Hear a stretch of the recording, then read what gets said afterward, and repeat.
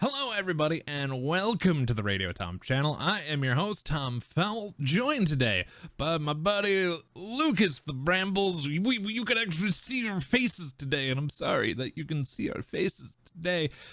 Hi, buddy. Welcome Horror. the horror. Horror. Hey, It's good to be here. Good to be here. I'm excited about this. Me too. We've been talking about this one for a little bit. We're revisiting a game that we've done on the former version of this channel at one point with more people, but this will be a different story called Suburbia, but this is Detective, a Modern Crime board game from Ignacy Trzewiczek and Portal Games. This is the free story, Suburbia, that's available over on Tabletopia. That we'll be doing here for you folks today, and we'll see if we're successful or not in Detective, a Modern Crime board game. It is a story-driven game where we are trying to solve a case. We have a limited amount of time to do so. We'll be delving deep into the story, visiting different locations. So yeah, we have 3 days to be able to do this. We start at 9 a.m. of the first day. We have to submit our report either once we get to our third stress token or at the end of day 3. So how okay, so if we get too stressed, we have to submit a report. We have to we stop right then and there and we submit our report. Good to know. Yep, and we only have 3, so we have to manage our time. Because say we're at 4 o'clock and we go to a location, at 4 o'clock we wouldn't want to. Any hour into overtime we go to gives us 1 stress token per hour we go over. Per hour? Per hour that we go over. Now hold on, the board goes to 7 a.m. the next day. Yeah. How can you if you end at 3 stress tokens? How can you possibly go that That's long? for this mission. Oh. It is the 3 rule is for this mission, and so it's not universal. Okay. And there might be things that get rid of it. We can choose at any point to end the day, and we would restart back at 8 a.m. And we auto move to the headquarters. Each location we move to, either fieldwork, the lab, Richmond PD, the courthouse, or even back to headquarters, cost 1 hour just to drive, and then whatever we do takes X number of time to do. Traffic sucks. Yeah, it's pretty bad. I think we have tokens. We'll get into that once we get into our first card. Because I can't show a card without spoiling stuff for us. So I'm gonna have Fair. So yes, if you've seen our other video before, we've technically played and should know how to play it. It's been a few years. So it's a bit of a relearning, and if you're watching this for the first time, you'll be learning too. Fair warning, spoilers, clearly. But should we just get into the meat and potatoes in the story? Sounds good. Okay, I got my notepad ready to go. I even have a whiteboard and a marker. Like I am prepped to take notes. You are ready. I have a notepad. Nice. That's it. So, Suburbia, headquarters of Antares, Ohio branch, February 13th at 8 a.m. Eastern. One of the walls of the spacious conference room is taken up by a big screen. It displays images from a similar room located nearly 500 miles away, creating the impression of looking into a huge mirror. At the end of the table, you can see the figure of a grizzled and wrinkled man sitting in a wheelchair. He's been discussing current affairs with the heads of individual departments for 15 minutes, until at last, he turns to you. Finally, I welcome the branch in Cleveland, which has recently started to represent the agency's interest in the Midwest. I won't take any more of your time. I give the floor to Director Rowland, he adds with a smile. I'm trying to think of a good voice here. Thank you, Detective Delaware. No. What should be oh wait, female Olivia Rowland. Thank you, Director Delaware, says a beaming Olivia Rowland, your immediate supervisor, who I just thought was a man. I'm getting fired already. Going in your evaluation. I'm in trouble already. Yesterday evening, the local police station received a call reporting the death of a young woman. the person reporting the finding, John Smitty, claimed that he had found the woman's body in the house on 602 Dawnview Street. The door was wide open, so he looked inside and then called 911. Our colleagues from the police went to the scene and confirmed what witnesses reported.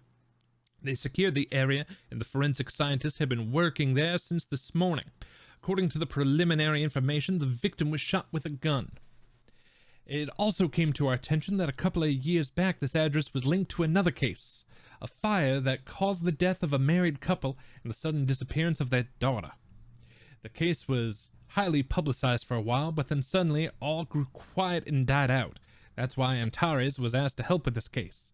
Maybe the murder is somehow linked to the fire and the disappearance of the girl. Investigating team, please deliver a report in 2 days. So we get 3 authority tokens. Those we'll get to use our special powers for. Our goal of the case. We need to find out who murdered the woman. Motive. Oh, and I need to... This is way... Sorry, this is way too big. How can I change the text size? Font, there we go. Size. I'm gonna drop this down to a 9. There we go. Find out who murdered the woman. We need to find the motive. Connections to fire. So, we know gunshot is the death at 602 Dawnview Street. And caller is, what was his name? John Smitty. And what was the, oh, the address was linked to the Yep. Previously. So when we want to submit our final report at the end of this, we'll go into final report and we answer questions based on the case. That is how we possibly win or lose. We need to gather as much information as humanly possible, and either the stress tokens into time or we feel comfortable enough, we can submit our final report and see how we do. So we get 3 authority tokens to our pool. That is these star tokens, and those will let us use our special powers. We'll get into those special powers here in just a minute. Our time limit, we have 3 full days to solve the case and prepare the preliminary report. We have a stress limit of 3 for this case, and our further leads currently available. We can interrogate John Smitty. John Smitty at I'll just put in the card for myself. That's card 601. If we do that, we can do crime scene with field work. We autopsy report or forensic science report from the crime scene. Gotcha. So that's where we start. And we're currently at headquarters. Yep, we're currently at headquarters. There is 2 things of field work.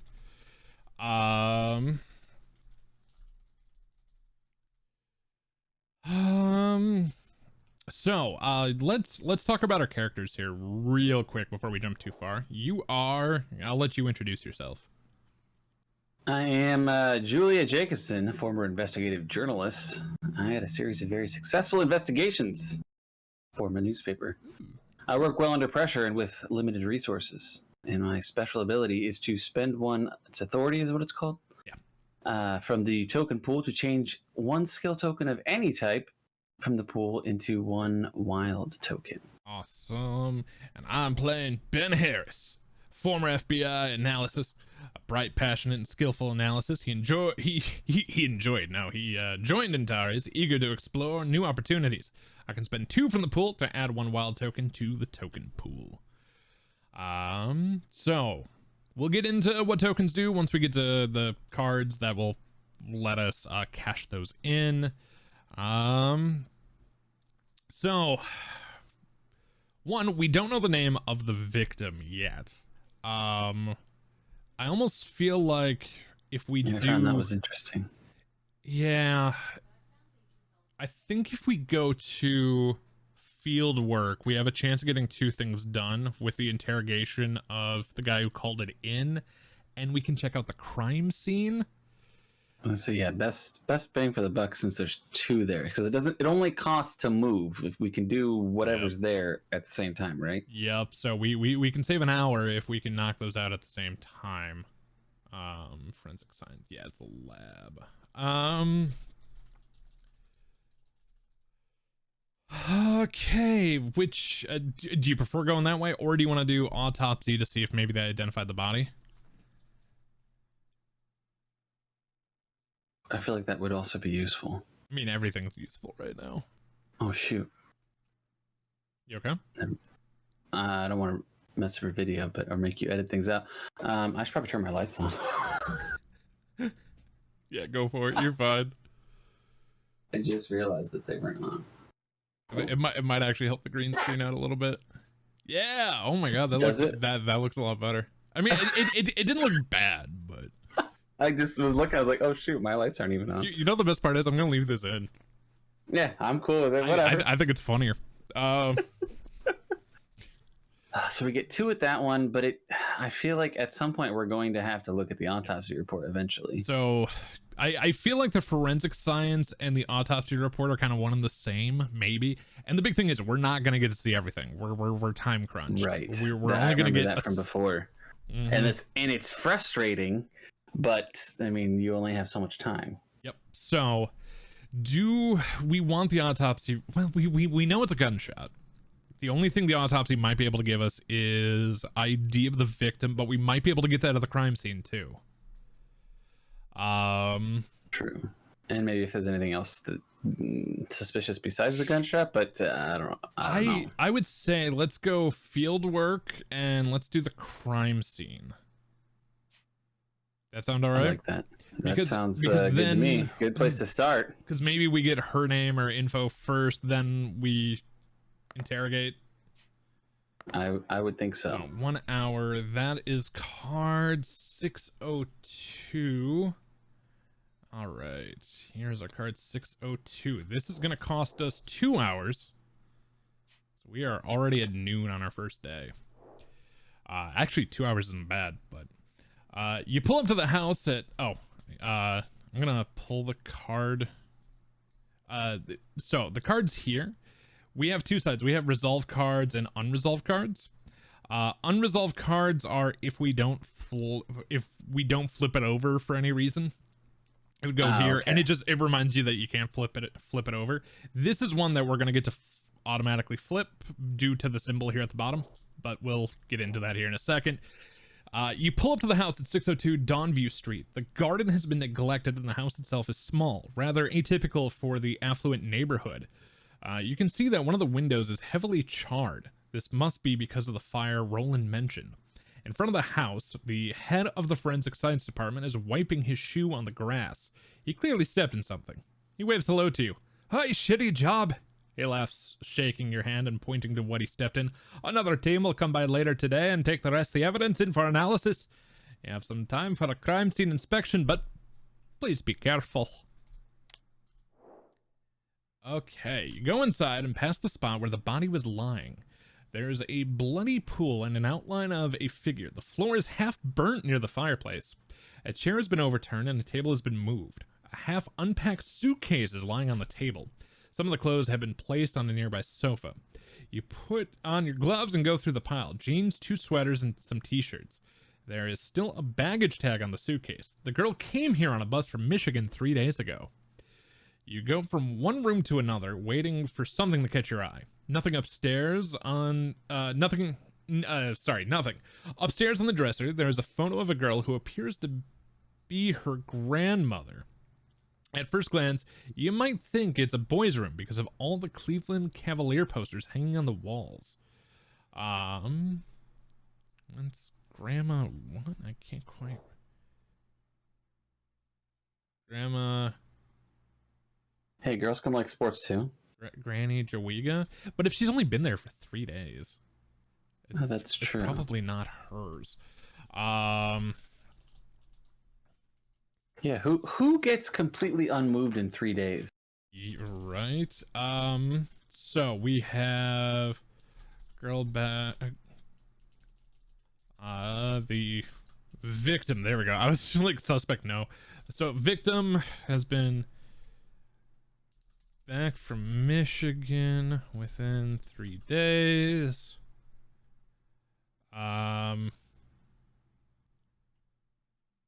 Signs of a struggle with the table is moved in a overturned chair. Yeah. Yeah, probably not the natural state of things. Okay. Anything else that we're really She was half packed, as if see, is that because she just got here, or is that because she was about to leave?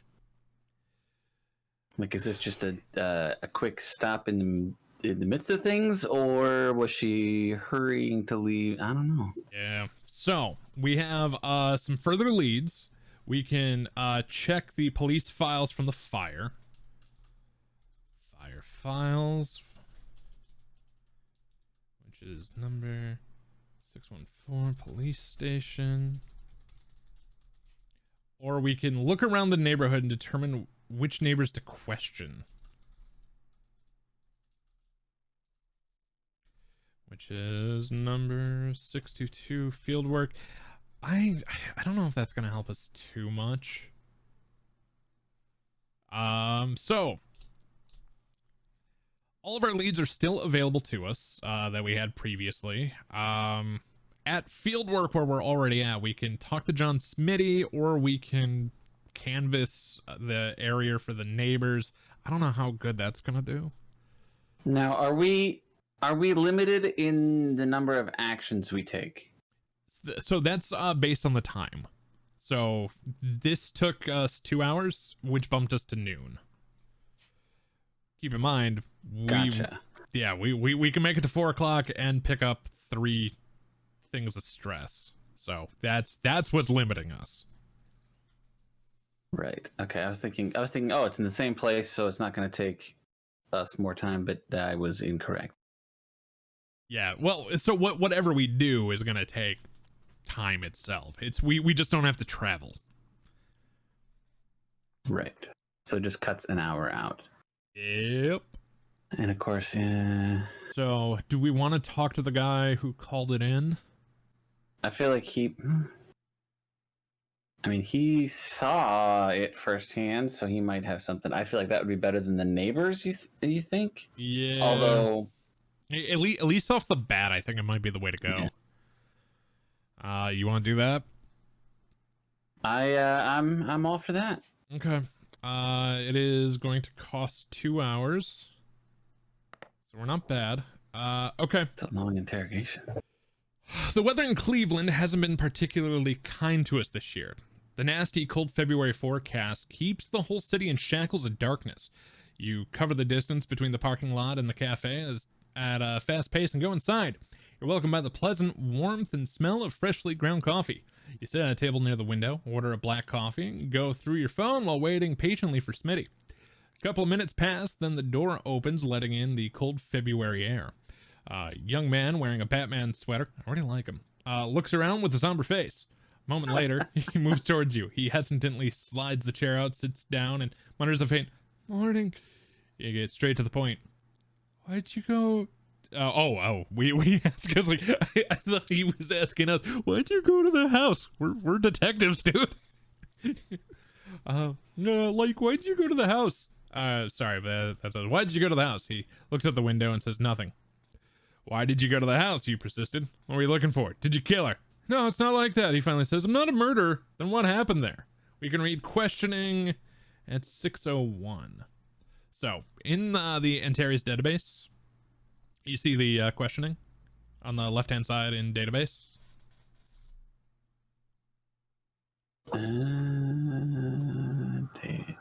Database. Yep, you see database questioning. Yep, click on that. I don't see questioning. You see personnel files, questioning, other. Oh, it's in the drop down. Yeah, sorry. Okay, and then I do Questioning at 6:01. At 6:01. No handout file. What? Wait, what? Oh, I don't need to put the ad in again because the ad's Yeah, already there. the ad's already there. Good to know. Aha, there we go. So, Interrogation of John Smitty. I'm gonna let you read this, but I'm gonna say the M, the H, and the L's are stress levels.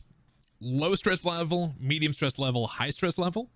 Low is they're telling the truth. Medium, they're a little nervous. High is odds are they're lying or keeping something from you. Okay, good to know. Yep. So I will let you read this. All right. So we look at John expectantly. Okay, you can sometimes get some stuff in this place. Stuff. I went there to see who was around. Then I found a dead girl there. What exactly did you find? She was lying on the floor in a pool of blood, twisted in a strange way. There were overturned furniture around her. You could see there had been an altercation. I took off real fast. Later, it dawned on me that someone might have seen me. Besides, my fingerprints are there. So I turned myself in to anticipate any questions as a witness and not as a murderer. How did you get inside? Normally, I go through the back doors. They haven't been locked for years. Did you know the victim? John looks at his hands for a while. A trace of sadness passes across his face. You'll check it anyway. Yes, I knew Susan. Oh, we got her name. When she moved in, we went out for a while. She was interrogated when I got busted for possession. But she was clean. She seemed like a good girl, but she later broke up with me when she started becoming interested in Richards, a basketball player. I didn't keep in touch with her after that. And now she's dead. Could someone have been there before you? Well, you can meet various people there. As I said, sometimes you can get some shit there. Okay, so we can Interesting. there are further leads. We do get a freebie of the personnel files for Tom Richards. And then there is a lead we can follow, which is for John's arrest. 621 at the courthouse. How do you know if it's a freebie or not? So, that says the check personnel files of Tom Richards. If it would give us a card, then we know we're gonna have to pay for it. Okay. This is just saying that we can go through, and we'll just go to. Oh, and we can just straight up click on the Tom Richards name.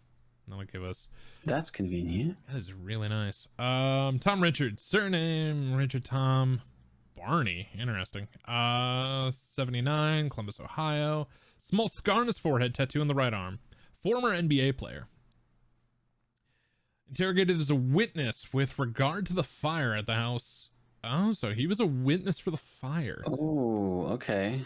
Interesting. Known connections. Melissa Richards, wife. There are more things we can check out on the further leads. The 6 fire files. Oh, we already have that lead. The 614, and then Tom Richards interrogation. 608 headquarters. There we go. We do have the lead about the fire. Yeah, we have the ability to go there. Okay. That's all I mean by lead. I'm sorry. Gotcha. Then there's Melissa Richards' wife. Now is that a freebie? Yeah, you can click on her to get more info. Identify Max. Tattoo lower back. Tattoo at left arm. Was also witness for the fire. Okay. Can interrogate her with field work.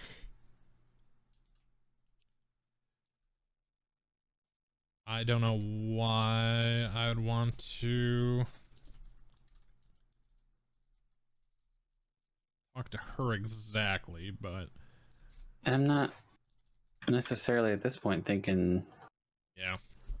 There's a whole lot to connect her. I mean, obviously she's there's the location because and then the questioning there we had Yeah, because with inside of this, went out for a while. Furniture.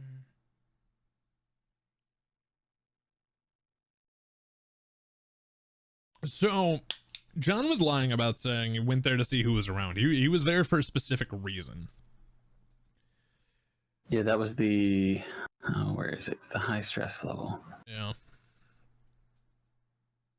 He went there for something. Of course, we don't know. We don't know what. So she started becoming interested in Richards, the basketball player. So, interesting. So she was. So we don't know if that's her apartment, Richard's apartment. I don't know that portion. Or obviously, we don't know that portion yet. Well, and he mentioned you could find a lot of people there, a lot of stuff there. Like, so. Yeah, like getting. Seems like a weird kind of place. It originally it seemed like it was an upscale area. Yeah, like it was. Oh, except for garden neglected, house itself small, rather atypical for the affluent neighborhood. Gotcha. So it's a little out of place. Yeah. Okay. So it's probably not the basketball player's place. It seems like Susan might be obsessed with a player. Probably. Well, because the other lady is his wife. Yeah. Yeah, and and he was also saying that Smitty was saying him and Susan broke up because she became obsessed with him. And it didn't say anything about it reciprocated. I was thinking maybe an affair or something, but it doesn't really say anything about that. Okay. So now going back to the card, the way back at the beginning, the 601 card. We have an opportunity right now to spend a token. Like if you look at the bottom of it, it shows the talking symbol. That would let us flip the card over and see what's on the back. But we would have to we have to pick to do that now or not. And if we don't get to come back and do it. All right. So his contacts in the neighborhood might let us know more about the house and what's going on around here. Yeah, like if she owned it, he owned it, like who was actually living there maybe. Right. Hopefully it doesn't just stress him out or just piss him off. But because the stuff he was lying about was what he was going there for. There's a chance he could be lying about finding her, so he could have been there when she was killed. Oh yeah, that's. Do we want to spend the token? I'm torn. I'm trying to think of what do we have any other strong directions to go? Yeah, because right now we've got the autopsy report back at the courthouse. It's the neighbors we can talk to. There is the Tom Richards interrogation, which is back at headquarters, surprisingly. Right. Where the wife is here at field work. And they were both investigated as a witness to the fire at the Dawnview Street. Which is interesting. Yeah. I wonder if they're neighbors. I don't know. So do we want to press John now? Because we do have a chunk of tokens and not a ton of time. I just don't know if it's going to be beneficial or not. Right, that's a hard call. So we have 2 hours left in the day today. So if we flip that over and it's more than 2, it shouldn't have time. Oh, okay. I don't believe the other sides normally have time, but I'm not 100% on that. Then that might be helpful then if it's not going to cost us any time, because I don't know. At this point, if we have to travel somewhere, I feel like anything we do right now has got to be field work, because there's I don't think there's anything that's only 1 hour to do. I think everything's like 2 hours minimum. And let's see what the only other things we can do here is the wife. That phrasing, my friend. Only thing left we have to do here. Oof. So there's that. There are questioning the neighbors. Those are the Oh, right. two. I feel like this actually gets us info on the neighbors without the extra time. Ooh, yeah. So let's go do that. So let's spend the token. If we have the tokens to spare. Yeah, we might as well. All right, I flipped it. God help us. Okay, Johnny, it's clear you're not telling the truth. You know exactly who you were gonna meet there. You're a dealer, right? John fidgets in the chair, then he explains slowly. I sometimes meet various people there.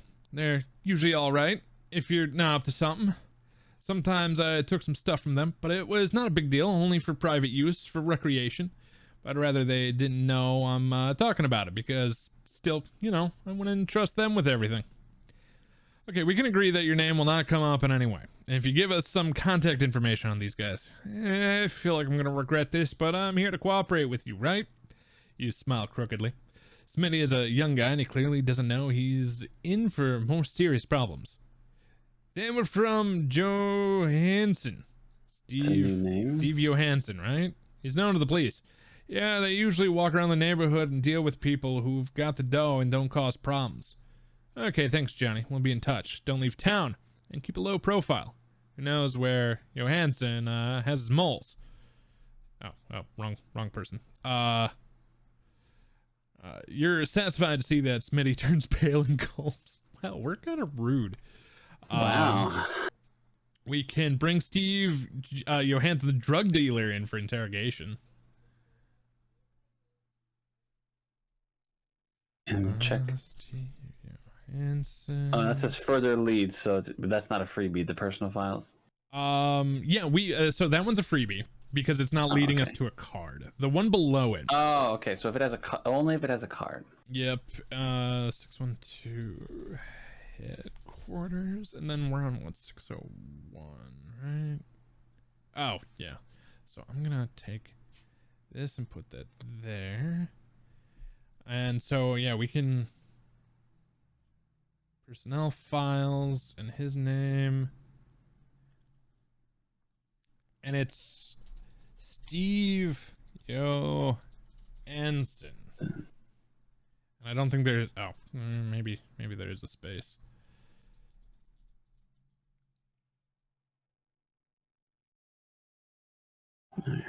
No personnel. Am I not spelling this right? Two ends.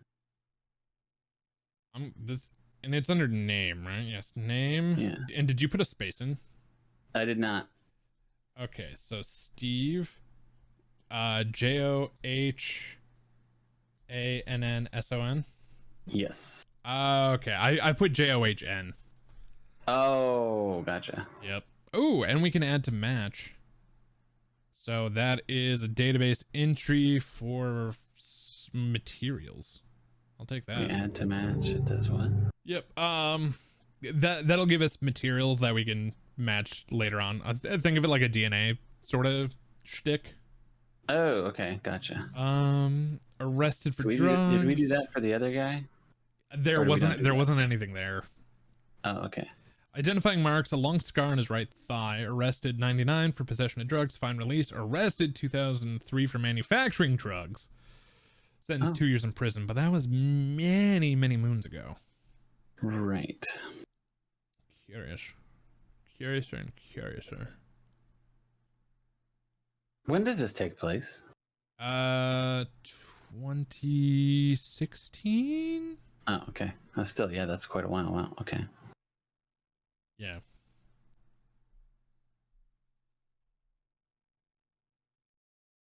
Whoops. Did not mean to click that. Get me back into the case. Yeah, I like how it doesn't say the year.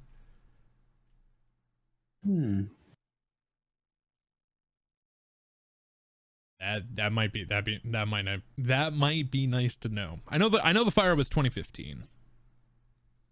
Gotcha. That's right. That's one part that we know. Oh, and then I think it was what two years ago was the fire. Yeah, oh, okay. So this would be 2017 then. Okay. So he has nothing for a while. He feels like he might be a rabbit hole. Yeah, I'm thinking so. Because nothing on the fire. Nothing. Yeah, everything's pretty old. Yeah. Do we want, so our next course of action, we've only got the 2 hours left. We could risk staying and doing something and hope it's only 2 hours. Maybe talking to Richard's wife, or we can talk to the neighbors.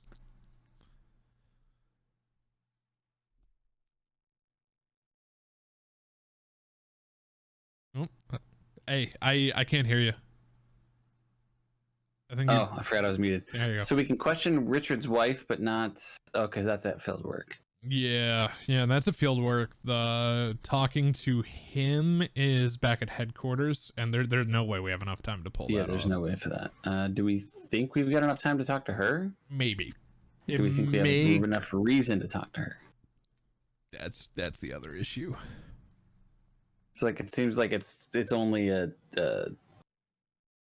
what's the word I want? Like a shallow connection at this point. I just don't know what else we can get done within the day. Right. So if it'd be worth talking to her, just to use up the couple of hours. That's true. Over Richards.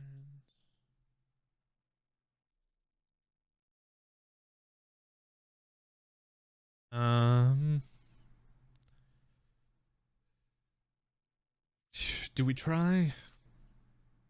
Right now, it seems like our options are sacrifice the 2 hours, go into the next day, which we'd be starting at headquarters, or we can try to do something in field work, and hope it's only 2 hours. If it's right. three, we'd be okay. We can eat a stress token. If it's 4, that's gonna hurt. Right. If it's 5, we're 2. Yeah. If it's 5, we're cutting the video and going back in time. I'm kidding. I wouldn't do that. Wink. I'm trying to think of how much time things have taken so far. So far, both the cards have taken 2 hours apiece. So if we interrogate her and it's 2 hours, that leaves us at 4. Yeah, we're safe then, right? Yep. And since it's less of a, I feel like if we talk to the neighbors, it's probably just going to give us the drug stuff that we already got. I think she would be our chance to maybe get the connection to the fire stuff. Yeah, that's a good idea. Or if there was potential affair stuff going on, or an obsessed like if she said, maybe this what's up with this chick who's been snooping around or whatever. That's fair. So that's gonna be 616. 1 hour. It is only a 1 hour charge. Okay. The house at 616 Dawnview Street is large, tidy, and makes a very good impression. When you walk up to the door, you hear a dog barking. You knock. The door is opened by a middle-aged woman wearing a sporty outfit. Next to her, a small dog bares its teeth. You explain that you're here to ask her a couple of questions related to the murder in the house next door. According to the information we received... Oh, they are neighbors.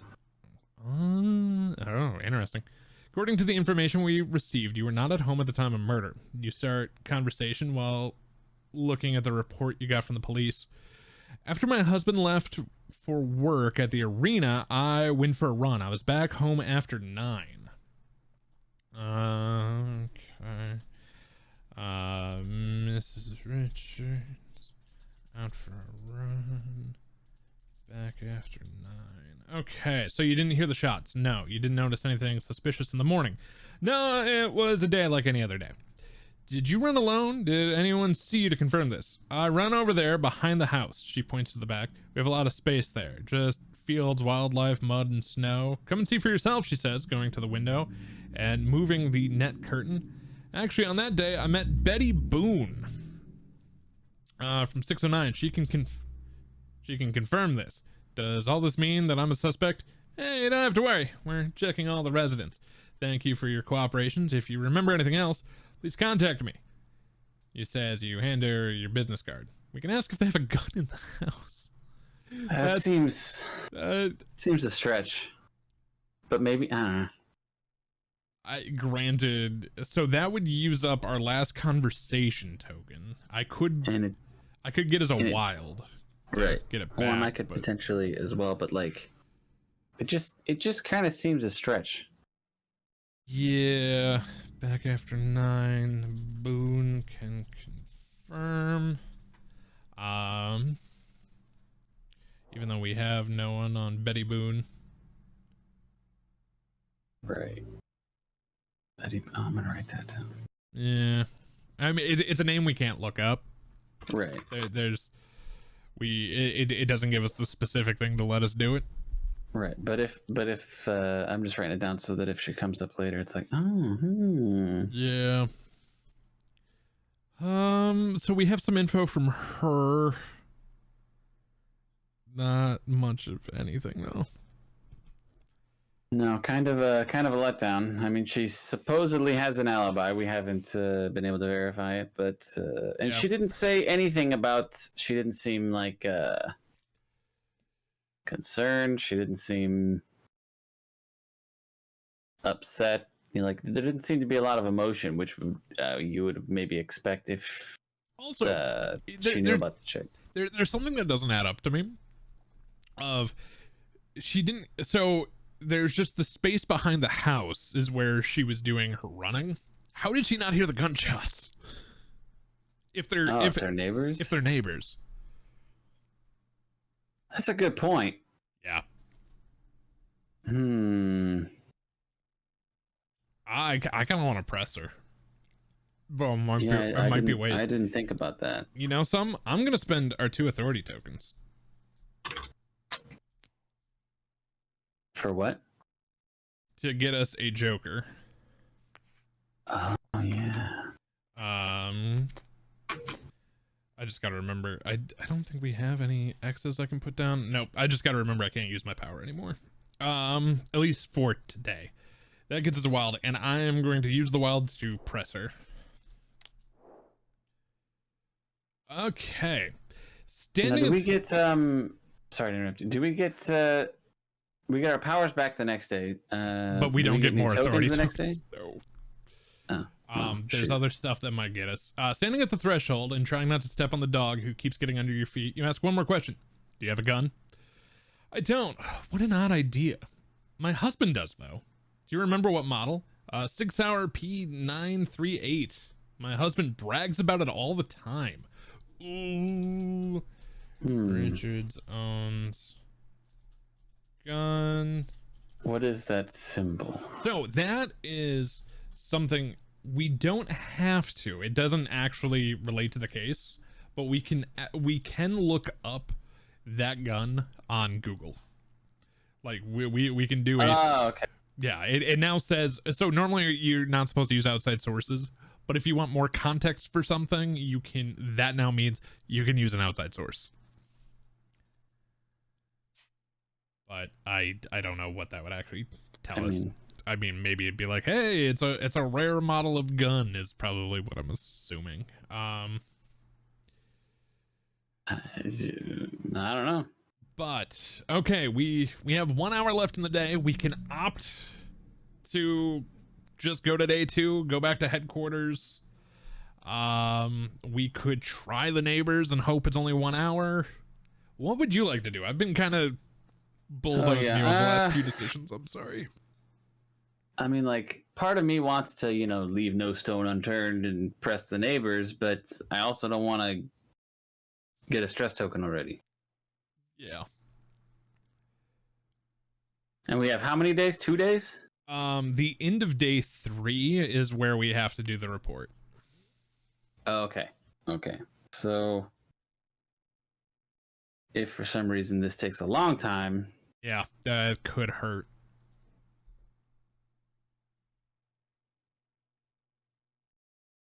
I don't know. I say we call it because okay. Yeah, I don't want to risk I'm with it. you. So we move to day 2. We will start our day at the headquarters at 8 a.m. Good morning, Julia Jacobson. Rise and shine. Okay, so I would technically have my power back for the day. Oh, the nice thing is, even with our 1 authority, you could change one of the token pool. Oh, to a should skill I? token. No, I would wait till we need it. As I said, we don't really need it, and we only have 1 authority, so you never know if we need that. Exactly, So. but say we lost this conversation one, like used that last one up, we'd have the power to get one more conversation if we needed. So at headquarters, there is the drug dealer investigation. There's the Tom Richards interrogation that we can do while we're right here. I do want the autopsy or forensics. Is that here? No, so the forensics going to be at the lab. Oh, right. That would get us so remember that final report that I was talking about earlier? If we're able to match DNA to stuff, using the little things that we were clicking on before, that can also get us points to passing or failing the mission. Perhaps identifies the bullet as matching a 6-hour P9375. Yeah, that's stuff we can do there. So it's I don't know. It's either forensic science or the autopsy I really want to check out. Yeah, that sounds like But it's the question, do we want to interrogate Richards while we're here, or the drug dealer? Because the wife has already said that he had went to the arena. So I'm assuming he was at work. So she thinks, at least. That's true. That's not a bad idea since we're here. So we want to talk to him, or we want to talk to the drug dealer? I say him. I feel like the drug dealer seems a little Okay. So Tom Richards, 608 headquarters. Because the drug dealer was not associated with the fire, unless the fire is a red, the wild goose chase. I don't know. The good news is it's only going to cost us an hour, and Sweet. we are going to get to flip this one. So, you want to read this one? Yeah, let's see. If you hover over it, it's spacebar. All right. Tom Richards arrives at the meeting right on time. He's wearing a tracksuit with the Cleveland Cavaliers logo. That would explain why she's obsessed. You show him to a seat in the conference room and start the system. You testified that on February 12th, between 8 and 9 a.m., you were on your way to work. You got to the Quicken Loans Arena just before 9. Is this correct? I arrived later because I got stuck in traffic. I was at the arena around 9:30. Did you know Susan Novak? Yes, she's the daughter of our neighbors. I mean, former neighbors before they died in the accident. We didn't know that, did we? No, so now we have first and last name. They mentioned the daughter before, but we didn't know that was her. Novak, daughter from... All right, okay. So did you see or contact Susan Novak since her disappearance? No, why would I contact her? Ooh. We're just asking. You don't need to get upset. How can I not be upset? This shark, Kathla, is waiting for some scandal to pop up so she can feed on me. The journalist, Mary Kathla? Don't worry. So far, we are not going to disclose anything to the press. You pause for a second. All right, card flips. Do you have a gun? Yes. What kind of gun? A normal gun. I mean, pistol. I don't know exactly. I don't use it. My coach told me to buy one just in case. This was years ago. Did you notice anything disturbing when you left for work on February 12th? Anything strange? No, nothing. Richards is sweating bullets. You haven't had such a stressed out witness at Antares in a long time. Can he not deal with pressure, or is he hiding something? So, well, if the... Oh, go ahead.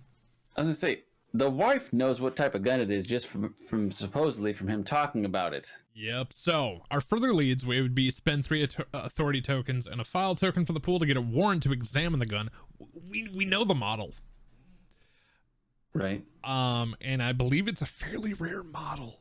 And he's trying to hide this info, so the thing is we don't have the authority tokens anyway, so we can't do that part. But I think we already know the info. But we do have the freebie of check the journalist of Alright. Mary Name. Cathla. There we go. Okay, and we do have a signature database record. So we got her fingerprints. Cool. Journalist arrested for trespassing, stalking, restraining order preventing communication with Tom Richards. Oh wait. Known sports journalist, author of several biographies, including one.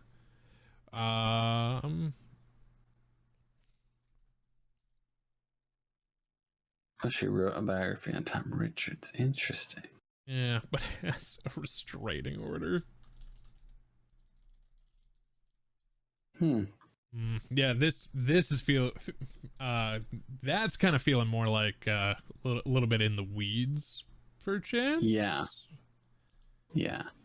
Unless she's like the paparazzi. Yeah, unless she was meeting up with Susan for something.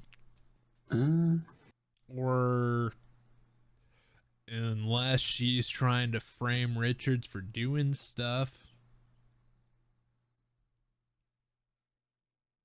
Maybe. But all that's kind of feeling like a stretch right now. Okay. I'm trying to think how long ago she was missing, the girl. What do you mean? Like when she was dead? Well, no, because didn't it say something about the daughter was missing before? I don't know. Maybe she was just. Maybe she. I don't know. I'm trying to think. Let's see.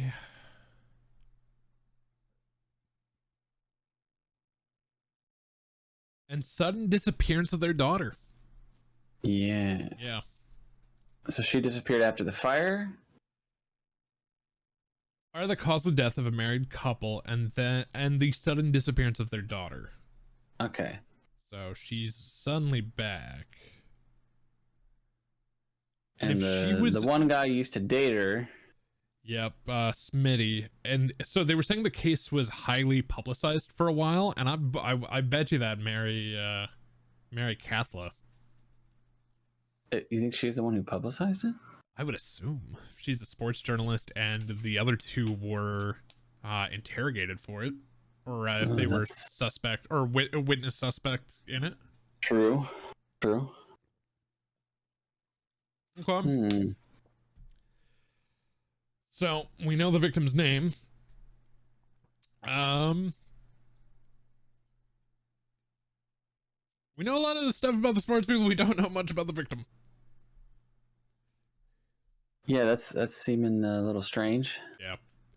So do we want to try and check out the forensics or the autopsy? Yeah.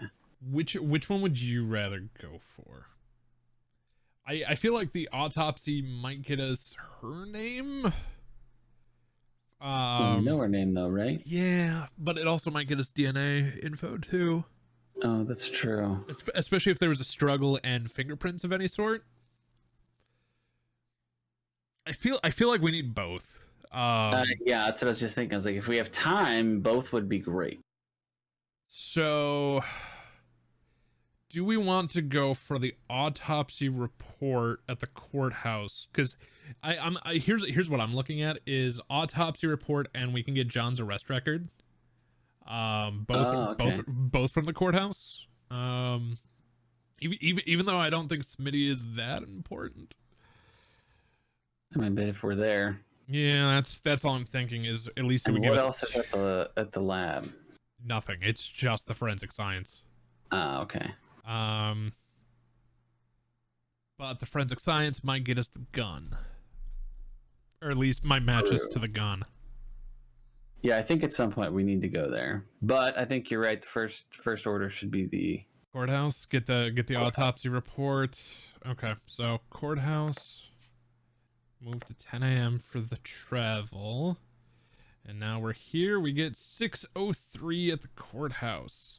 Cost us 2 hours. Oh, and I will leave this here.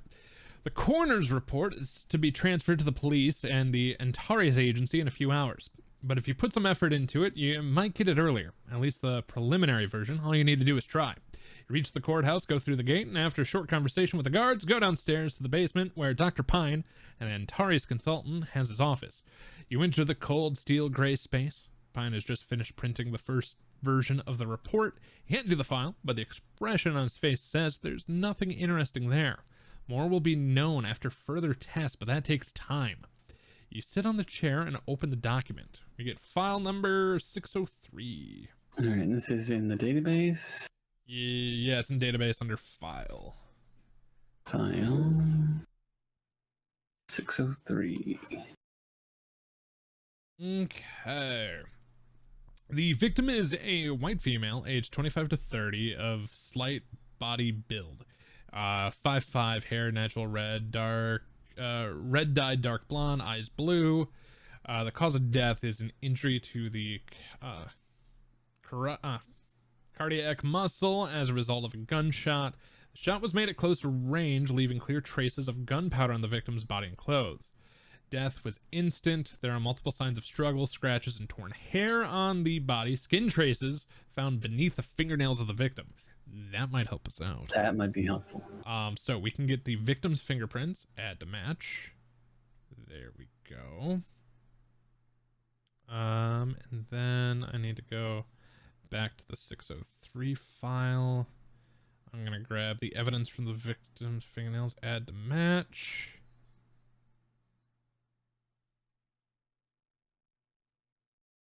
Unknown DNA. Interesting. Okay. Now, if it matched somebody we already had, would It it? should. I do believe it pings, especially Okay. as it's saying unknown.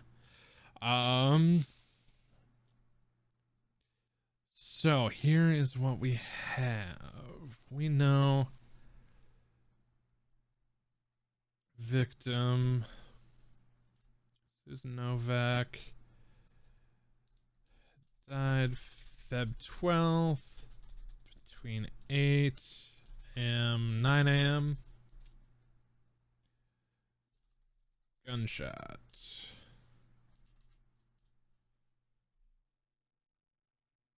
Okay.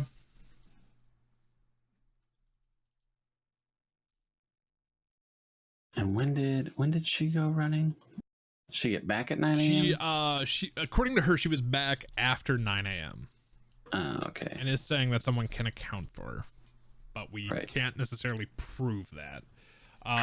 The husband, Richards, did not get to the court until 9:30, so he is still a suspect. Right, that's true. Okay.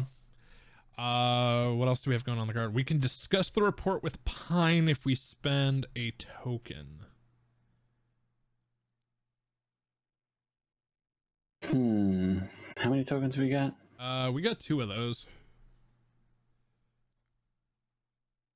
I would almost say get all the info we can while we're here. Yeah. I don't know if he's gonna just give us the info that we've already kind of figured out. But let's spend it. We got tokens. Yeah, I say so. You close the file and look at Pine. Anything else? Too soon. This is just the prelim. Anything catch your eye? Anything you won't include in the report until confirmed with a test? Pine puts the victim's photograph on the table and points to some of them. Look, the victim was defending herself, grappling. It was a struggle. If a strong man attacked her, there'd be no struggle. She's a relatively slim girl. Could the murderer be a woman? It's just a tentative statement, but yes, a woman or a man who, at first, did not want to hurt her and just held her down could be the murderer. It just escalated to a gunshot. not a lot of extra. We knew there was a struggle, Yeah, but the fact of could also be a woman. if she was, a fairly small girl, it's probably gonna rule the athlete out. Just thinking. This was what, 603 for the autopsy report. Do we want the arrest record for John, or do we really care? See, we're at 12 already. I say we go to the other thing. I mean, Or do we spend the hour, go to the lab, get that knocked out now? Yeah, that's what I meant.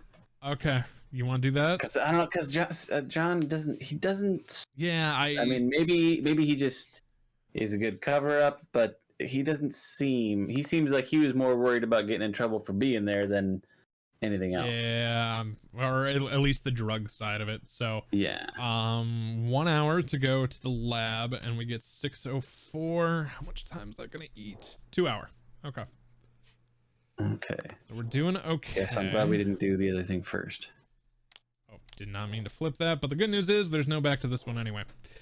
The first batch of items. Oh, I'll let you read this. I read the last. I'm sorry. Oh, it's all good. All right. First batch of items secured at the crime scene has already reached the laboratory.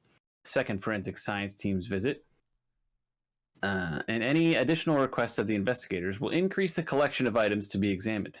But right now, the most obvious and important items are being thoroughly analyzed. You go to the 6th floor, past the workspaces of the forensic scientists, and reach the laboratory's office. 6 computer stations welcome you with the blue glow of their screens. You walk up to the first one and select the forensic science report from the menu. You enter the case number, your access code, and soon you have access to the materials. You print the files, but also send them digitally to the Antares server so that every member of the team working on the case has access to them. When leaving with your file, you pass 2 investigators from another Antares team having a heated discussion about the case of a stolen watch. Sorry, that's the man. Golden watch is the first case of the. I remember that. Yeah, nice little token. Little tip of the cap nod to that. Yeah. Sorry. You don't think they even noticed you. You start reading through the report in the elevator. File 604. So 4.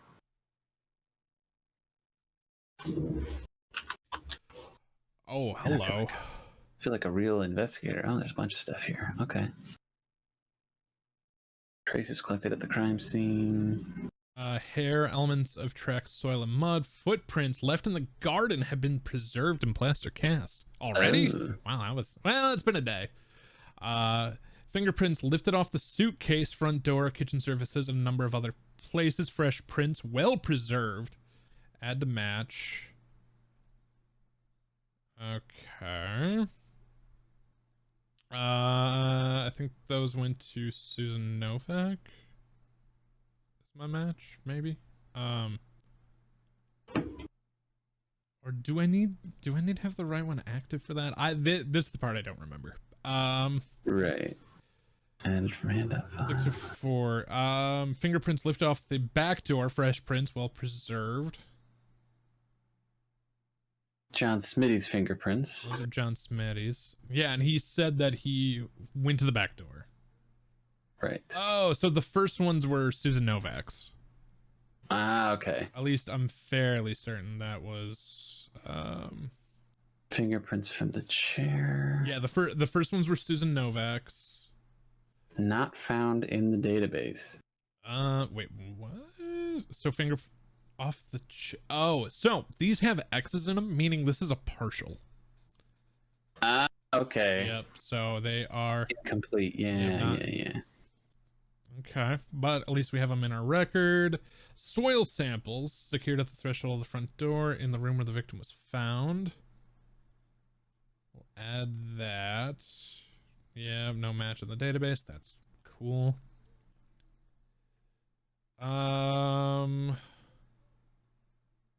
So the bullet, caliber 9mm. I think that Sig Sauer is a 9mm. Yeah. Add to match. Okay. Files. Additionally, team did not find any signs of forced entry. No traces were found of any tampering. But we learned it was unlocked, right? Like they never locked the door. That's what it sounded like. Kind of a come and go place. Keys with a Cleveland Cavs 2015 ring. Probably hers. Red line train tickets validated upon arrival February 11th, 9 a.m. Tower City Rapids Station Arena walkway. Torn off pendant and a hair clip. There is nothing else for us to do with the lab and nothing else with that card. So that is okay. Well, we at least got some stuff into our database, our match database. Yeah. What's the? We don't. There's no way we'd have time to do that. I was gonna say. No, with 1 hour, we have to travel anywhere right now. Yeah. So I think we're officially gonna call it for the day. I'd say we pretty much have to. Yeah. All right. As much as I want to. I don't know if it's a stretch. Part of me wants to try and find out about Richard's gun, but on the other hand, yeah, but right, we don't have the token. I mean, not now. Yeah, obviously we can't. Yeah, that's problematic. Okay, so we start day back at headquarters. Good morning. So by the end of today, and this would probably be the time to blow the stress tokens. Granted, stress tokens can be negative, but this would be the time to go all out. Yeah, I mean, because we have to have the report delivered today anyway. Yeah. So. Okay. Other than potentially ending the case early and having us have to write the report, are there any other negatives to having the stress tokens? They do give negative points in the report. Oh. Yep. But seeing we have such. But do points matter if we uncover the truth? So right now, I at the end of day 2, I am feeling like it is Mrs. Richards who did it. How she didn't hear the gunshot while she was running out back, and we can't verify that. The 9mm gun. But she was so calm about everything. Like, she even just gave the model of the gun. We had to push her for the model. Like, well, once we asked, we had to push her to. We just asked if they had a gun, but as soon as we asked, she just came right out. I don't think there was anything on her that was high stress level, was it? No, there was no stress level interrogation because it wasn't a. So that is our entire system interrogation that can tell us if they're lying or not. Gotcha. Where that was just us talking to her. You're right. So we kind of have to infer a little bit. Sure. And remember, the husband was sweating bullets about that one. Yeah, that's what makes me. Wonder about that. So it's definitely one of the two. But if they'd known each other, there wasn't, and like the signs of the struggle. Let's see. What do we have available? We've got the fire files at the police station.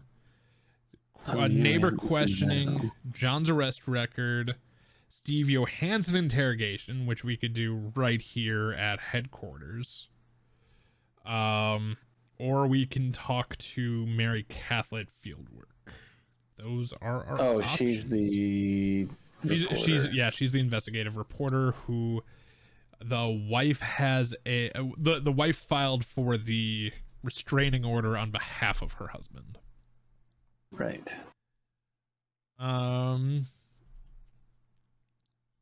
So he's trying to hide the gun. He was also saying he got to the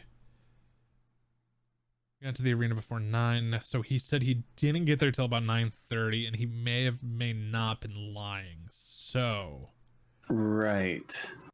That's I kind of want to check the gun. We don't have the tokens to pull that off because we need 3 authority tokens. Oh, and shoot, you're right. We do, don't we? yeah. So we, I have to assume it's the gun, but Ooh, that's rough. yeah. How the heck do you get authority tokens? So right, so okay, so we need to find out who Because we murdered don't have any motive really, except for that she was kind of obsessed with him. Yeah, and I mean, unless there's any connection to the fire. Oh yeah, that's true. Like maybe they're trying to hide something with the fire. Should we check Maybe that maybe out? some blackmail. Oh, maybe. Do we want to? It's gonna be strange. Do we want to go talk to Mary Cathla? Or do we want to get the fire files from the police station? I feel like she could have some interesting things to say, but the fire files, neither of them are here. Well, and if she was because it was highly publicized, and I'm assuming she's probably the one who did it, so we might get the info off her anyway. Oh, that's true, and then maybe some extra. Yeah. I say maybe we talk to her. Okay, so we will spend the hour to go to field work. Of course, she could spin it in whatever way, but you know, I guess we'll find out. We go to 6:18 for field work. It is 2 hours. Yeah. Mary Cathla agreed to meet you in one of the cafes downtown. You reach the location and the journalist is already there, sitting with a cup of coffee working on her laptop. When you walk up, she smiles and closes the computer screen. Her long gray hair is tied in a ponytail. She's dressed in a sporty outfit. "How may I help you?" she asked. "It's about the Tom Richards case. His neighbors had a fire in June 2015. Do you remember?" "Yes, his neighbors died during the game. Sad story." "What can you tell me about Tom that I can't read from the police files or his testimonies?" "He's a very interesting man. As with any young basketball player, he had a glamorous life. He enjoyed the high society and was associated with the mayor and the city's wealthy businessmen. He frequently surrounded himself with beautiful women, partying all day long, even though he had a wife. After the Cavaliers lost the finals, he changed. After the events of that day, he settled down and he no longer seemed to enjoy the same glamour. He still went to parties, but in a quieter way, and he always came with his wife." "And what kind of man is he today?" "He's the assistant coach of the junior team. He settled down. He is much less present in the media. Now is the time for his wife, Melissa. She's been the one in the spotlight ever since Tom's career ended." Oh, interesting. "Did anything from that period catch your attention? Anything that seemed weird?" "Only how much the loss shook him. I remember that he didn't come out when the team thanked the fans after the game. A couple of days later, he told me in the interview that he was stuck in the VIP room and couldn't get out onto the field. No one saw him that day. He was so devastated." That seems weird. Very weird. We could check the alibi. Because yeah, we've already got the personnel files for both the Richards. Like his alibi? It's back at headquarters. So the loss hit him hard. And it seemed like the fire hit him hard. Right.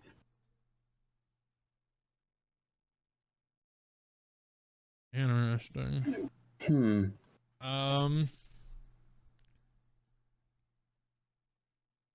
Gosh, I'm not feeling really strongly. I mean, other than the gun. I mean, I don't know. I know. But I don't have a good reason. Yeah. Yeah, we have the potential obsessed fan. Could be something fire related. There could be, and if he was partying and kind of sleeping around on her anyway, and they stuck together, it doesn't seem like that's the end all be all of this. Right. But somehow, when after the fire and they lost that game, it shifted everything. Yeah. Yeah. do we want the fire files? I was hoping we were gonna get more out of the fire. Well, I know. I was really hoping. yeah, I don't think the neighbors the question's gonna do us any good. No. I think the fire, and then what's our other? Maybe his alibi. Yeah, alibi's back If at we can headquarters. pull that off. I don't know. We want to do the fire files at the police station, and then maybe back to headquarters. Yeah. All right, so we're gonna go police department for an hour. And then we go 6:14. Oh, thank God, 1 hour. Okay. Those lovely, lovely short ones. Yeah. At this time of year, the entire main hall of the police station is covered with mud and snow dragged in from outside. A quick visit to the station will get you the files on the 2015 fire at 602 Donview Street. We get file 614. All right, 614. Oh, this is a long one. File. Do you want to read? Sure. All right, 6/16/15. Commanding officer for the firefighting operation, Senior Warrant Officer Samuel Cropper. Commanding officer for the case on the death of the house residents, Inspector James Luketown. On June 16th, 2015, a fire broke out at 602 Donview Street. Fire was reported at 11 o'clock p.m. by Rose Flowers, neighbor living on the same street. Flowers alleged that she saw the fire through the windows and smoke coming from the house. Firefighters arrived at the scene 4 minutes after the call. Police and ambulance followed. Firefighters entered the house. The doors were unlocked. They saw flames dying in the fireplace and a stack of spare wood smoking in a metal basket nearby. Spare wood catching fire was most likely caused by a spark from the fireplace. The bodies of 2 persons, a woman and a man, were also found in the house. They were found lying naked on the carpet, covered only with a sheet. No other people were found in the house. The fire was not a serious one and was extinguished quickly. Not a serious one, but they died. Yeah, right. Firefighters yeah, go ahead. Firefighters inspected the structure of the house and deemed it secure. During the investigation, the chimney duct was found to be poorly ventilated, and the fire alarm in the chimney was found to be malfunctioning, not having warned of the rising concentration of carbon monoxide in the air. Okay, maybe that did it. Fingerprints were lifted at the site. Most of them matched the fingerprints of the residents. Some were unidentified. No signs of forced entry or struggle were found in the house. The police ruled out foul play. Report from the autopsy. The autopsy indicated inhalation of toxic gases as the cause of death. The victims were already dead when the fire broke out. The inhalation of toxic gases was the result of a blocked chimney duct and faulty alarm system. Jenny Novak, female, age 55, of slight body build, height 5'5", hair dark dyed. No indications of the use of force were found in the body. Autopsy indicated carbon monoxide poisoning as the direct cause of death. No toxic substances were found in the victim's system, but there were traces of painkillers, alcohol, and food. Bob Novak, male, age 61, thin body build, height 5'10", hair gray. No indications of the use of force were found in the body. The autopsy indicated carbon monoxide poisoning as the direct cause of death. No toxic substances were found in the victim's system, but there were traces of hypertension medication, sildenafil, alcohol, and food. Victim's fingerprints were taken. All right, so we've got Jenny Novak. We've got Bob Novak. Okay. Notes from the police report. The Novak family moved to the suburbs of Cleveland in 2011. Jenny Novak was unemployed and taking care of the house. Bob Novak worked in the insurance industry for 40 years. Susan Novak studied sociology at the local university. She worked at Bertha's Cafe nearby. She was not at home during the fire. Her whereabouts are unknown. Notes from questioning witnesses, residents of the house at 616 Donview Street. Tom Richards, athlete, Cleveland Cavaliers basketball player. He was not formally questioned, but only asked about the neighbors. He knew the Novaks. He claims he did not keep in touch with them, but only ran into them occasionally on the street. He testified that he visited the Novaks only once at the welcoming barbecue, but that he did not remember when it took place. He claimed that his wife would know. During the fire, he was at the Quicken Loans Arena for the NBA Finals, where his team was playing, even though he was injured and would personally not be playing. Melissa Richards, she confirmed that her husband was not at home during the event and that she was watching the game on TV alone. As every year, it is a kind of a holiday for them. Annotation in the notes, she did not seem to be thrilled about the finals. She spoke about it with sarcasm. Understandable. Side note, strange sentence. I wanted to see my husband courtside very much, but I did not see him once. Oh. Interesting. Yeah, that's When where we asked- might want to check the alibi, but Yeah. When asked why she did not accompany her husband at the game, she said she found the sport boring. Residents of the house at 605 Don Street, Rose Flowers, pensioner, she reported the fire. She's not interested in sports and did not watch the NBA Finals. Perhaps that's why she was the one to notice the fire. Other residents from the street testified that they were watching the game or visiting friends to watch the game. She noted being concerned about Susan Novak, the daughter of the married couple found in the house. She did not see anything suspicious on the day of the accident. Annotation in the notes, she mentioned that she would have to pass this tragic news to her friends from the club. When asked about what club she was talking about, she mentioned the Estate Book Club. Residents of the house at 609 Dawnview Street, Daryl Stope. He was with his friends at the local bar. He heard that the Richards also had problems with the fireplace. His wife had seen a maintenance company car in front of their home a couple of weeks earlier. He knew Bob Novak. The two sometimes went to the pub for a beer, but on that night, Bob wanted to stay at home. Barbara Stope, the wife, confirmed her husband's words, although she used other expressions. She confirmed that those fireplaces had some factory flaws from what she had heard and that the whole estate replaced the sensors. Further leads, conversation with Samuel Cropper in fieldwork, conversations with James Lukestown police station. okay, so it'd be the commanding officer for the death of the house residents and then the firefighter operation. Right. Okay.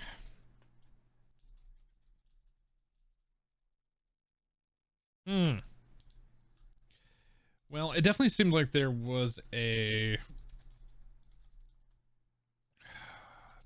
So it seems like... Huh. So, did the Richards ever live there? Because that's the part that I'm confused by. Wait, where the fire was? Yeah. No, they were neighbors. As far as I know.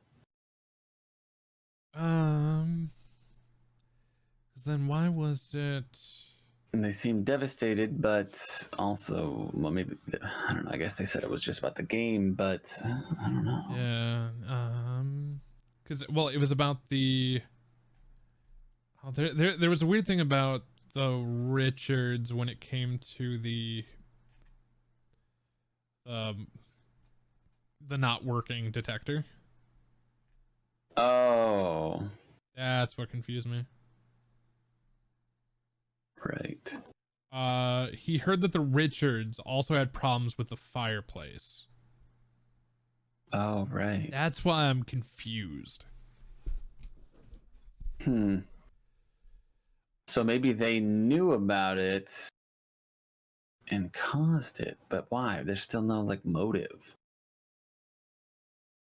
Yeah. So, inhalation of toxic gases. The detector was malfunction, not working.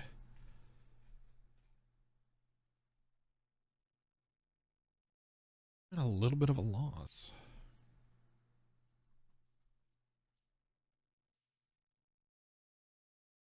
Yeah, I agree.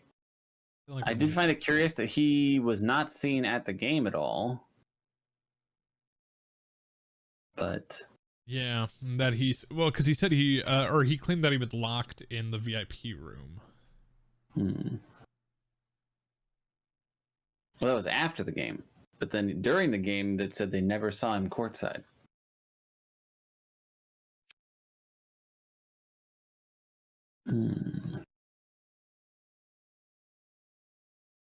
Yeah, and that she made a very odd recollection of that. Yeah. So the alibi is back at headquarters. How's the fire files? Oh man, we don't have much time. That's what I'm thinking. We don't have much. I mean, we could take 3 stress tokens, but still. Yeah. Well, do we want to go to headquarters, check the alibi? I think that's a good idea. That's okay. We go to headquarters. at least that checks. I mean, because I feel like he's our lead suspect. I don't know why though. 610 headquarters. It is a 1-hour check. Okay. You sit in front of the computer and wonder how to find proof that Tom Richards was at the game on June 16, 2015. Cameras at the arena are the first clue, but after a short phone call to Quicken Loans Arena, it turns out they don't have any records from 2 years back. The man suggests checking with the company handling the tickets. In the meantime, you connect to the main computer to the game coverage shown on ABC to look for Richards. In any of the frames, the second computer goes through all the photos on Twitter from that day. Maybe a fan caught Richards on a photograph. You call Magnetic Security Solutions and, without much hope, ask for the database of cards from 2015. Lady doesn't know. She puts you through to someone else. He doesn't know either, but puts you through to someone else. Judging by the voice, with every subsequent connection, seems that you're talking to younger and younger employees. When you hear what sounds like a high school kid pick up the receiver, you decide to hang up. Oh, God, I love it. I can dig it out. You hear just before you click the button. Really? Yeah, we got everything on the server. What exactly are we looking for? We're checking whether Tom Richards was at the Quicken Loans Arena June 16, 2015. Okay, I can do that. Says the voice in the receiver. You hear tapping on the keyboard, and after a couple minutes, you get your answer. I have his record in the database. This Richard guy, he was a Cavs player. Every player on the team has a card issued for the event. His card had never been activated, so officially he wasn't at the stadium that day. The Atari system also didn't find him in any pictures on the frame. Discard 608 from the deck. It's no longer available. I think we already did 608. Yeah, we've already... Wait. Yeah, we've already done 608. Which one was that?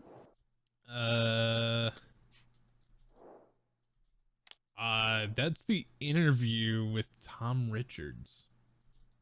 Oh. Oh, this is a different interview at headquarters. 613. Oh. Interesting. So the alibi has failed. Interview. So he doesn't have a good alibi. Oh, so now we could. So we have a new interview with him. We have an hour left. I say we talk to him. Yeah, it's kind of our only good halfway decent lead. I'm still not feeling great about it, but 1 hour.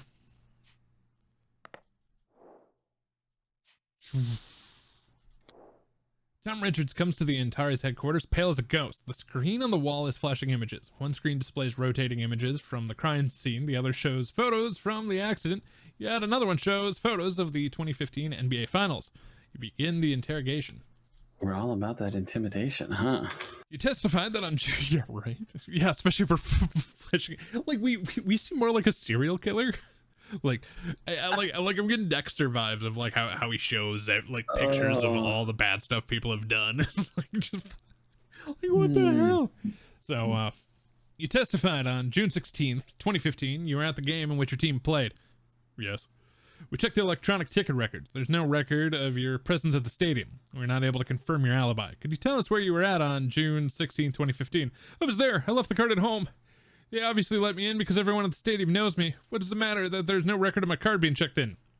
June 2015, you forgot your card at the same time that there was a fire that killed Mr. and Mrs. Novak. Now you were late for work because of traffic at the same time that their daughter Susan Novak was killed. I know. New Susan. We were friends. Ooh, high stress level. She wrote to me the day before she died. She wanted to meet. Did anyone apart from you know about this? No, I don't think so. You don't think so. My wife sometimes goes through my phone. She's suspicious. Did you kill Susan Novak? Well, I had an affair. It was not a big deal. I liked her. I'd never hurt her. Oh. I think it's the wife. I think it's I think it's the wife on the affair. But it didn't seem like she minded about the other stuff. True. But now with things changed, she's more in the limelight. Oh, and then she comes back. The only other thing I'm considering doing right now, because so we have nothing else we can do with that. Right. Is we can do the drug dealer interrogation. Right. Who is at headquarters. It's gonna give us stress. And would probably be the last thing we could do. Drug dealer interrogation. I'm trying to think of what else we have. Because there's no way we're gonna be able to travel somewhere else. I'm surprised it doesn't give us any other reason to interview the wife. Right? 612 at the headquarters. I'm just hopeful we can get fingerprints or something. Right? Also, how we don't get like any forensics from Richards on this interrogation is weird to me. Yeah, that's true. Yeah. Yeah.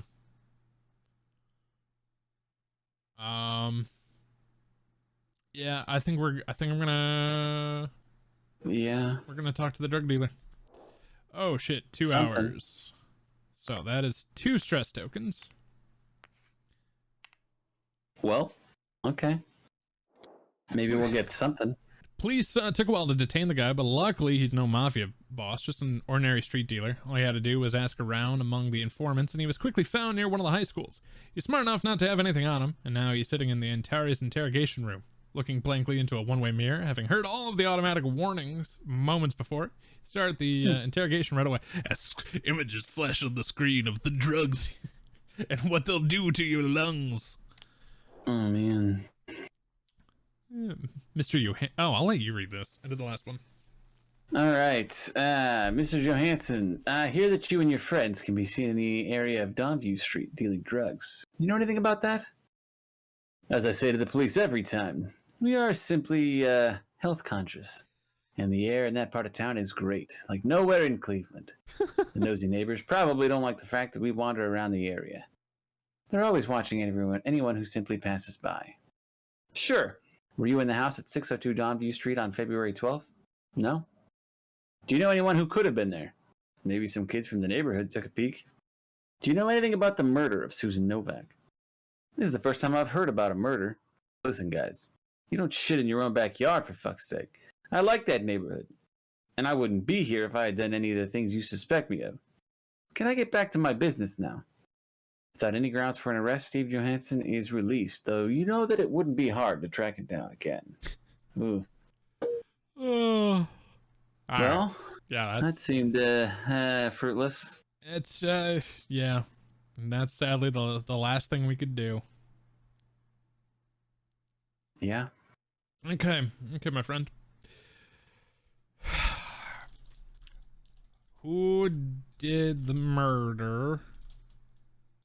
What is our motive?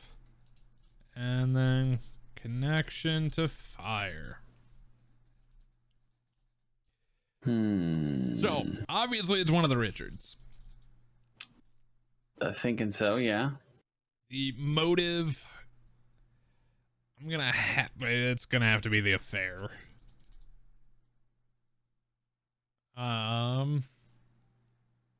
Thinking so. And then the connection to the fire is the only thing. So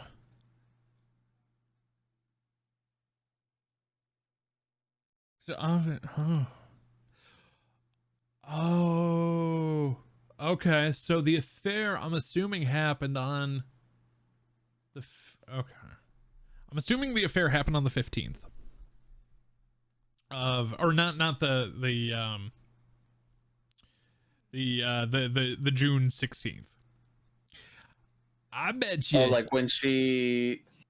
So, do you think the wife caused the fire? No. I think so. Remember the guy who was with Susan, Smitty, right? Smitty, yeah. drug things, stuff like that. So maybe Susan was into that, and possibly during the affair brought him into it as well. The affair, I think he was there the day Susan, and they probably knowingly turned down or just let that monoxide detector go if there was a drug situation. Oh yeah. And because he was there, I would assume, and not at the NBA finals, and trying to hide from his wife. So when they died, I think he may, so like pure accident, set fire to possibly burn any trace he was there. I then think he may have like rushed, like paid her off so he wouldn't get into trouble. The daughter, the Susan. Yeah, I think Richards paid Tom Richards paid her off or got her out of there so he wouldn't get into trouble, so that they wouldn't find out about the affair. She suddenly came back, possibly blackmail. Who knows? The wife found out, kills her. Yeah.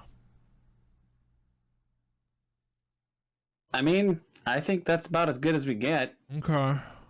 She did seem surprisingly calm about it all, but yeah, where he's sweating bullets. Yeah. And he was late to the arena. But why would he kill her if they're having an affair? Well, no. If she came back and was possibly threatening to expose. Oh. Because keep in mind, there was signs of a struggle, but it was someone who didn't want to kill them. It was something that escalated. True. He does have a gun.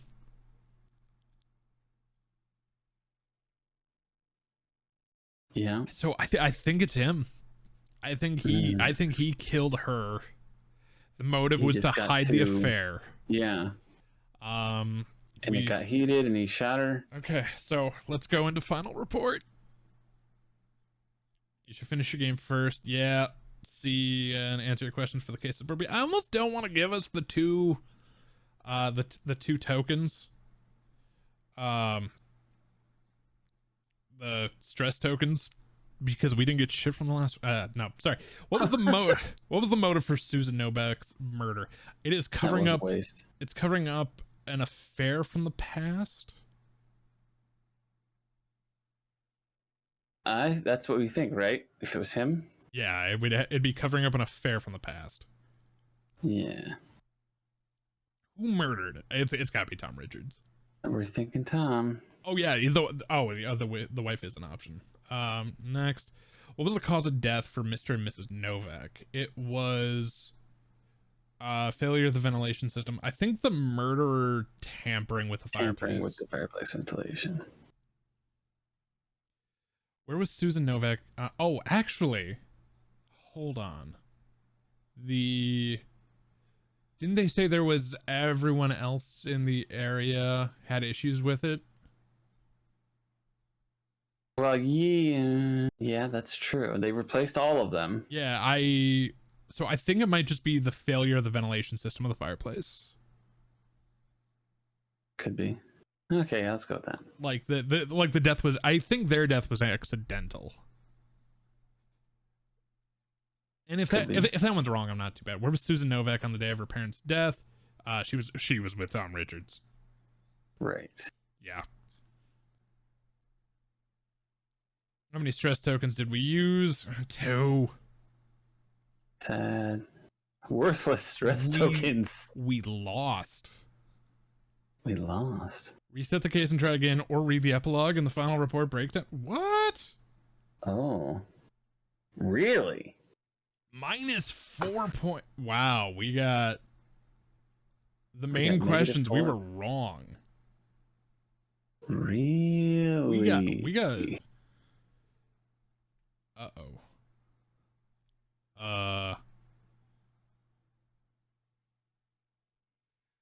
Roland examines your report. Jesus. Roland examines your report. There's a lot of work you've done here, and you only started 2 days ago. Thank you for your hard work. Let's go through the most important questions I wanted you to answer. First, what was the motive for Susan Novak's murder? You think it was a cover-up, an affair from the past? That may be so, but I'm not entirely sure. I think that it was an affair that happened in the past. It was a crime of passion, a revenge, or rather to prevent that old affair from ever happening again. So the most important question remains, who killed? Also, it was the wife. That was our other guess. Yeah, like, I don't like the questions of this one. Yeah, her husband cheated on her with the younger girl next door. Yeah, it was also entirely possible that this led to the death of Bob Jenny Novak. I believe Susan was the intended target back then, but ironically enough, she was on a date with Tom Richards that night. Hey, we got that right then. Well, sort of. I thought they were there in the same place as Bob and Jenny. Oh. And I thought he was. No, we said that she was with Tom. True, but I thought there and they died and it was an accident. Gotcha. Not she was pissed off about the affair. But it seemed like he was like a sleeping around cheating dude. I mean, yeah. We may have bombed. It was fun though. We had fun. Man, I feel like we were skirting around it, but nothing pointed directly at the wife. Yeah, that's.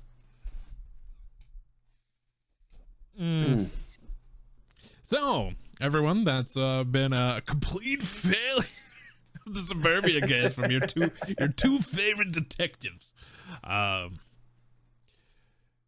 You don't want us on the case. No, but hey, everybody. Thank you for watching. Brambles, thank you for joining me, my friend. Thanks for having me. It's been a pleasure. Where can the lovely folks find you if they ever don't need help with a case? Is if you don't want me to help you solve any mysteries, you can find me at twitch.tv/TheBrambles. When do you stream? Currently, it's Sundays and Mondays. Yeah, Sundays and Mondays. So, folks, if you like the video, even though we were bumbling idiots in the end, clearly, give the video a thumbs up or give it a thumbs down. We deserve it. Really, with a score like that, we deserve that too. But subscribe to the channel for more board game content and let us know down in the comments below if you want to see us try to stumble our way through the main 5 stories of the original detective. We'd have to find a way to be able to play it across the interwebs, do some magic maybe like we did in our first ever attempt of it. Luckily, we both forgot everything of that first case from years ago. So, oh yeah, you're muted again. Oh shoot, I said mostly. Yes, we mostly forgot everything. Mostly forgot everything there, so we'd probably fumble our way through that too. But if you'd like to see that, let us know, and we might probably still try to work out a way to do it anyway, whether you want to see it or not. You're stuck. Yeah, you're probably stuck. But hey, everybody, thank you so much for watching.